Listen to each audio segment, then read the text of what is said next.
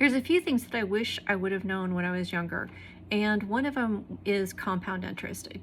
You don't get explained this stuff in school, and especially if you're my generation, which is Gen X, you were told to not talk about money. It was unladylike to talk about money, and it was uncouth to talk about money. How dare you speak of money?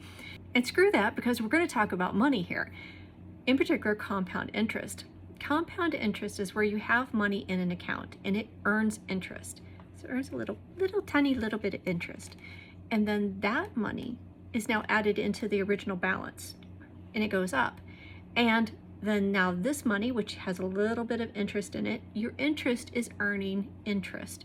And then it gets added back in, and it just keeps getting added back in and added back in. And over time, this builds up your account.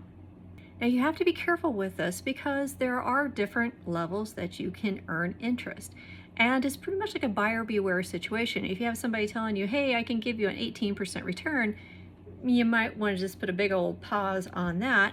But there are different programs that you can get into, like Fidelity, Schwab, or Vanguard. You can go through, you can take a risk assessment survey, which basically just means how willing are you to lose your money? Do you want to basically have it in a mattress and maybe earning 4%, or do you want to be like, woo, and try to make all sorts of gobs of money off of it, knowing that there's also the chance of you losing a lot of money on that.